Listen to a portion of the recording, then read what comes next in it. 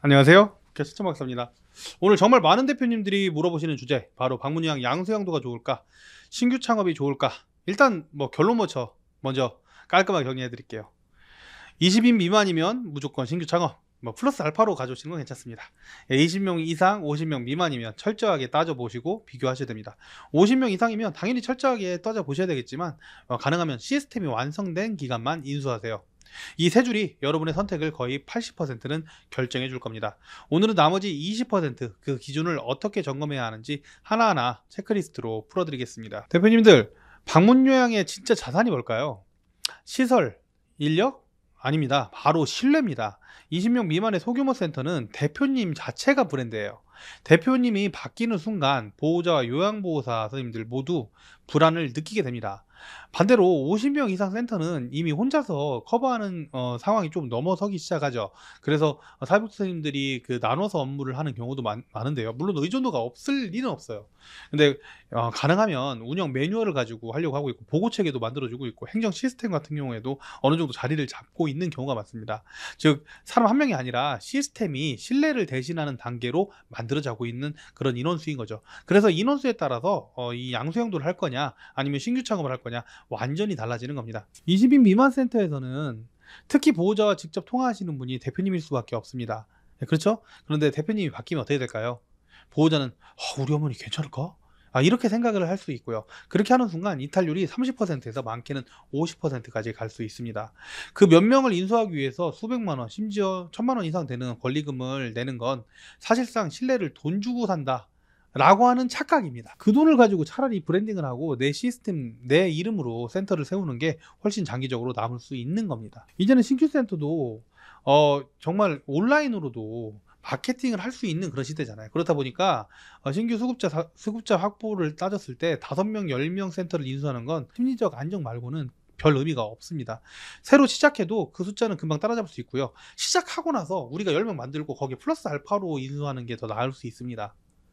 신규 창업의 진짜 장점은 리스크 제로라는 겁니다. 권리금 없죠. 행정 이력 없죠. 평판도 리셋에서 시작합니다. 물론 사업을 할 때 당연히 투자 비용 들어가죠. 그렇지만 추가적인 비용이 들어가지 않는다는 그런 장점이 있는 거예요. 투입한 비용이 곧 사업의 순수한 가치로 남거든요. 그리고 여러분 인수한다고 할지라도 지정심사 저쪽 폐업하고 다시 우리가 만들어야 되기 때문에 또 받습니다. 어차피. 예, 그래서 재무 설계도 명확하고 성장 곡선이 깔끔한 거, 이 소규모를 인수할 때에는 차라리 신규로 만드는 게 더 깔끔하고 낫다라고 말씀을 드리는 겁니다.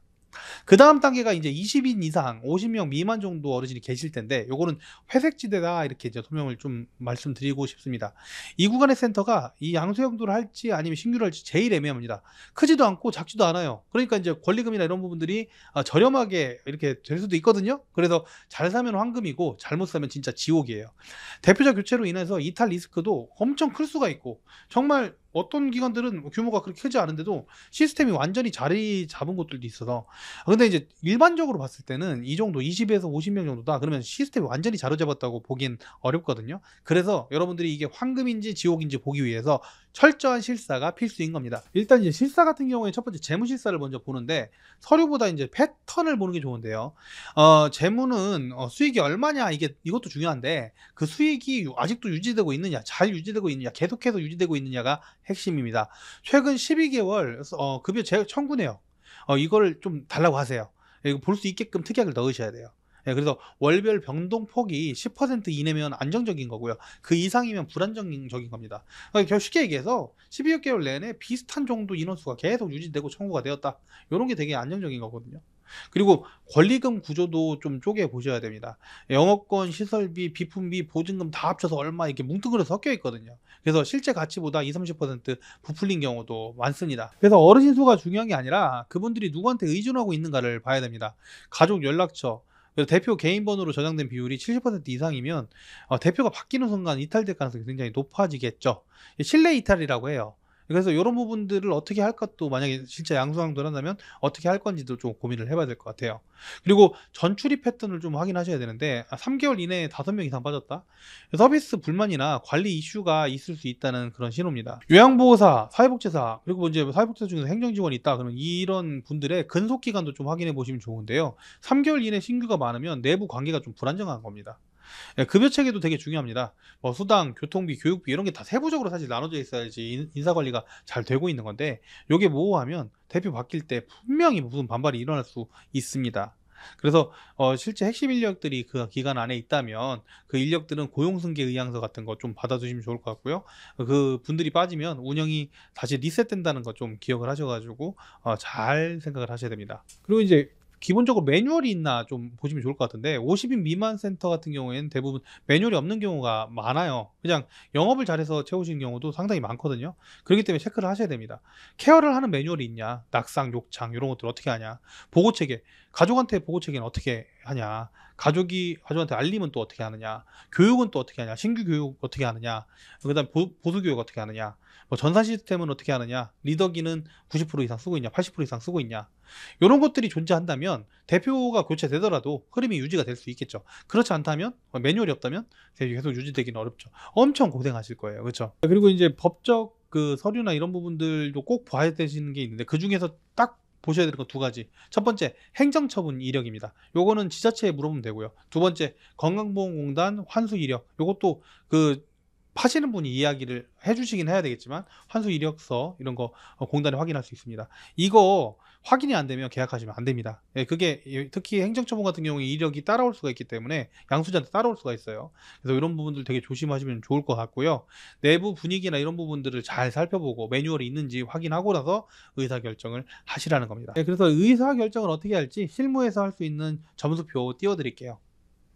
예, 급여 청구 안정성, 인력 안정성, 시스템 안정소, 뭐 평판, 대표 의존도 이런 것들을 체크를 한번 해보는 거예요. 체크를 해서 8점 이상이면 인수 검토하고 5점에서 7점은 조건부 인수하고 4점 이하는 신규 창업을 하고 이런 식으로 업무를 진행하시면 좋을 것 같아요. 자, 이제 50인 이상입니다. 50인 이상이면 시스템 완성 기간만 인수를 하는데요. 완성된 시스템이란 뭐냐?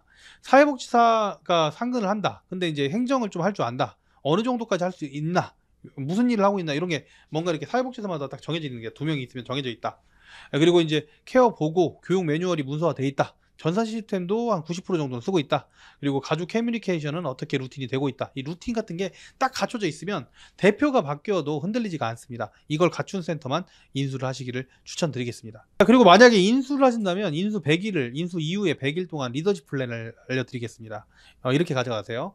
1주차 대표가 바뀌어도 방향은 같다는 그런 미팅을 한번 합니다. 2주차 가족 안내문 발송을 하는데 저는 가능하면 이렇게 말씀드리고 싶어요. 소통 체계나 이런 부분들 대표님만 맞게끔 좀 진행을 하시고요. 비상연락을 어떻게 하겠다 좀 정하시고 그 안내문을 보낸 다음에 직접 다 한 분 한 분씩 찾아뵀으면 좋겠어요.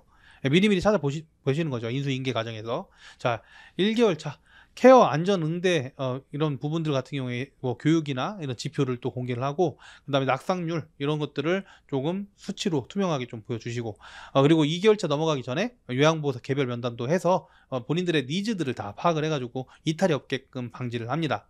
그리고 한 100일차 정도 됐을 때 모의평가를 좀 받아요. 그래서 서비스 품질 리포트 같은 거 이전보다 더 좋아졌다는 거 계속해서 좋아질 거라는 그런 데이터를 스스로 직원들한테 보호자들한테 계속 증명을 할 수 있어야 양수양도가 완료가 되는 겁니다. 결국에는 사는 게 끝이 아니고 제대로 운영까지 가는 것이 굉장히 중요한 것이죠.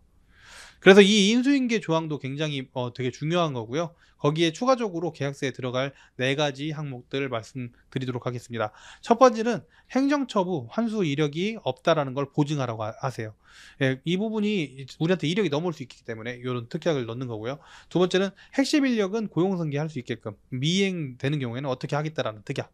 세 번째, 인수 전 12개월 급여 청구를 받아봐야 된다고 그랬죠. 이게 안정적인 건지 반짝 튀어오른 건지 확인해 볼 수 있겠죠. 네 번째, 평판 리스크가 발생한다. 그러면 손해배상 하셔라 라고 하는 그런 조항. 이 조항이 없으면 좋은 인수처럼 보여도 절대 계약을 하시면 안 됩니다. 실패한 인수의 공통점은 3가지입니다. 권리금만 보고 결정하거나 대표자 중심으로 이렇게 돼 있는 것들을 직접 다 대표가 했던 것들을 시스템으로 착각하거나 세 번째, 가족 소통 채널이 다 대부분 대표 손에 몰려있는 경우 이 3가지면 1년 이내에 반드시 흔들릴 수가 있습니다. 이탈도 굉장히 많아질 수가 있습니다. 정리하겠습니다. 양수양도 할까 신규 할까 20인 미만이면 무조건 신규 창업하셔라. 거기다 플러스 알파로 받는 건 괜찮다. 20인 이상 50인 미만이면 철저하게 따져보고 비교하셔라. 50인 이상이면 철저하게 따져보는데 시스템이 완성된 기간만 인수한다. 이 세 줄이 25년 방문형 창업의 정답 공식이 아닐까 싶습니다. 정말 중요한 건 규모가 아니라 구조입니다. 대표님들, 방문형 창업은 이제 단순히 허가내서 하는 그냥 사업이 아니에요. 이건 평판 산업입니다. 신뢰가 자산이고 데이터가 경쟁력입니다. 오늘 내용이 도움이 되셨다면 구독, 좋아요, 알림 설정까지 부탁드리고요. 구독 같은 경우에는 70%가 구독을 안 하고 보고 계시더라고요. 구독 좀 부탁드리고 댓글에 실사표 요청합니다 이렇게 남겨주시면 실제로 사용할 수 있는 체크리스트를 템플릿을 만들어서 공유해 드리도록 하겠습니다. 네, 저는 국회의원 천천박사였습니다. 감사합니다.